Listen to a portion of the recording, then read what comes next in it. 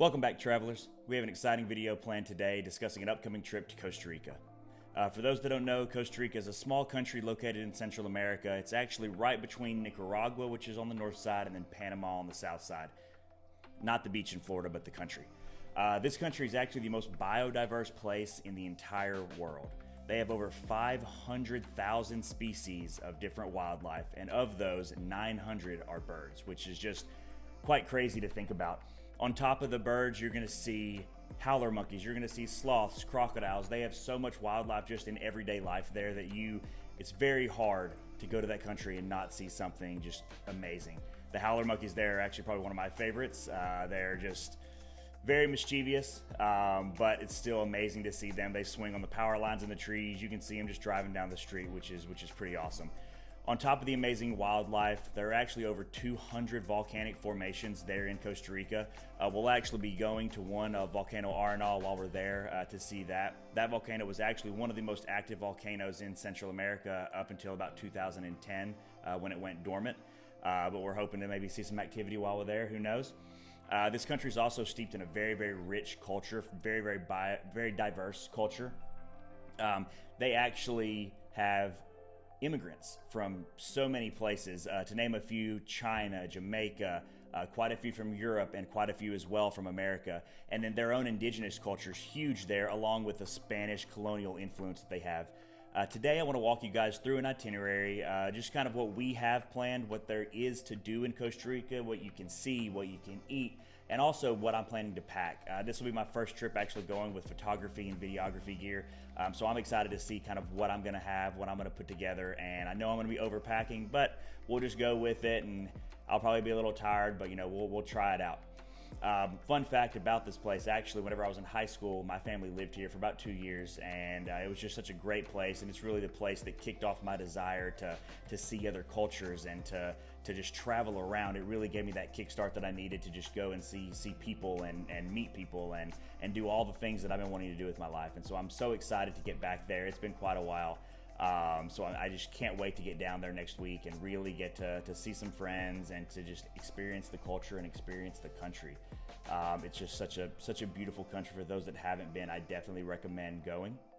And so with that said, we're going to go ahead and jump right into the video with the itinerary and all that good stuff. But right before we do that, I have just one thing I have to do really fast.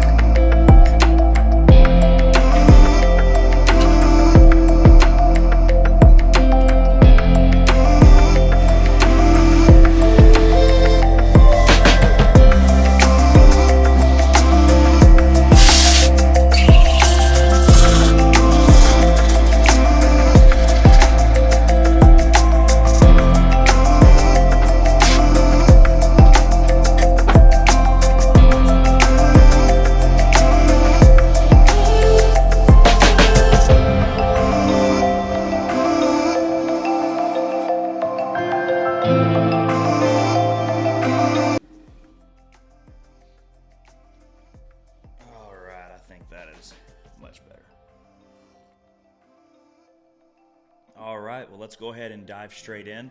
We'll start off with itinerary and just kind of talk about what our plan is, what this could possibly be your plan, down the line, what we're exactly doing, cost of it and everything, and, maybe some different options, other things you could try out that are very similar or, very, very, very much the same. So for us, me and my friend Johnny, it's actually his first time ever going to Costa Rica. He hasn't really traveled much out of the country, so I'm excited that he's getting to go with me and he's going to get to experience that, because it's just the culture in a lot of other countries is amazing, and you get to really, really see that culture and learn that culture when you're here in these countries. And so I'm really, really excited that he gets to go and see that. Any of my friends, I always try to get them to come with me. when I go on trips, because it's just the culture is so amazing in just about everywhere you go, and you don't get to experience that quite as much here in the States because we are such a massive country land-wise, and there are a lot of different people, but usually because it's so big, a lot of people never really leave the United States because they really have everything they need here. So it's just hard for them to get to experience some of this culture unless you actually travel to these countries and you actually go and see it for yourself, firsthand knowledge of it. So with that said, we actually are both going to be traveling down to Costa Rica on Friday. We get into the country right around 2 p.m. There are a few options there as far as transportation. Where we're actually flying into, the international airport in Liberia, which is on the Guanacaste side of Costa Rica, which is the west side of the country. This is more of like the nice touristy beach area of the country. We could have hired a driver, could have just used taxis or transfer services to get us from the airport to our hotel, which would be in Tamarindo, Costa Rica. But because I actually lived down there for quite a while, I lived there for a few years back whenever I was in high school, I'm pretty used to the driving there and just the area in general. And so because of that, I decided to actually rent a car, and that'll make it a little easier on us, a little cheaper to be able to have that car and just kind of go where we want, when we please, all that good stuff. So once we pick up our rental car, we'll actually be heading from the Liberia airport over to Tamarindo, Costa Rica, which is where our hotel's at, where I'll be staying the majority of our time when we're not out doing excursions. This is actually the area I lived in for quite a while, so I'm pretty used to the drive. It's around a 45-minute to an hour-long drive from Liberia to Tamarindo. One thing I will say, if you are traveling here and you do decide to rent a car, or you're going to have a driver or have a taxi, just know that there is a thing here called Tico time, and that's just the Costa Rican way of saying, they do things in their own time. So don't be in a rush. Just go ahead and enjoy the ride. Go ahead, and there's a lot of things to see, a lot of things to do, even while you're in the car just driving. Obviously, you're driving through a beach region, but also Costa Rica has the rainforest. There's just so much to see. So even if you're stuck in a car a little bit longer than you want to be, just try to enjoy the beauty of it and the nature that's surrounding you. Once we arrive into Tamarindo, we're just going to kind of hang out for the day. We actually are meeting a friend of mine, Esteban, who is a local down there. He lives right in Tamarindo, and he's going to go and grab lunch with us, or grab dinner with us, I'm sorry. For Saturday, we just plan to hang out, kind of enjoy the beach and the town of Tamarindo, which there's a lot of things to do there in town. We also kind of toyed with the idea of driving down to the Santa Teresa beach, which is about 2 hours south of Tamarindo. It's a beautiful drive, but that may be a little too much to do all in one day. So I'm not 100% sure if we're going to do that, but stay tuned. Itineraries can always change. Then on Sunday and Monday, these are going to be our big excursion days up to the volcano into the rainforest. We'll actually be getting up early and driving over to Monteverde, which is this beautiful cloud forest. We're going to do a little bit of hiking there, and we're also going to zip line through the forest. What I'm really excited about is my friend. He's very, very afraid of heights, and so I've finally convinced him to go on this zip line. So it's going to be exciting. I'm sure he's going to be very scared, but it'll be well worth it, and we'll make sure to get some of it on video. This is one area I would say as well. It's also a good idea to bring a light jacket. Obviously, this is Costa Rica's dry season, so it doesn't rain very often, but you, again, would be in a rainforest, so just might as well always expect rain. We're also going to go see Volcano Arenal, which is amazing. There's cool restaurants you can go to and watch it erupt when it was active, but there's plenty of hot springs, volcanic rock, all that good stuff. And then we'll be going to La Fortuna to see the waterfalls there, and also Rio Celeste on our way back to Tamarindo. There's a really cool blue pond there that is just gorgeous, and I'm so excited to get to see it. That's one of the things I never saw even when I was living down there. After all of this, we'll again spend our final 2 days in Tamarindo, just enjoying the beach, enjoying the restaurant, seeing some friends. Normally when I travel, I try to throw in going to a very cultural, or the cultural epicenter of the country, just because it's so nice to see how other countries live and see how their culture has expanded into what it is now. If you are somebody who likes the cultural part of a country, there is an area in Costa Rica right south of their capital city of San Jose, and this area is called Cartago. It is the cultural epicenter of the country. It shows you really how the Catholic faith has mixed with the indigenous people of the country, and really also shows you the influence of the Spanish colonials that came over years ago and brought the Catholic traditions and the Catholic religion with them. That about wraps it up for what we're doing there, but I did want to throw out a few different things that you can do when you're there, things that we weren't able to include on our journey because it's such a short, I think it's only a 5-day trip, but there are quite a few other things you can do. The number one thing I would recommend to anybody that's going to Costa Rica to do is take time out of your trip and go down to Manuel Antonio. That is, as far as wildlife diversity, that is one of the best areas to go to. It is a conservation area of the country, and the wildlife there is just amazing. You can see so many different species, so many different animals there, and it's not a hard place to get to. Just depends on where you're flying into. You can fly into San Jose or you can fly into Liberia. Those airports are about 5 to 6 hours apart.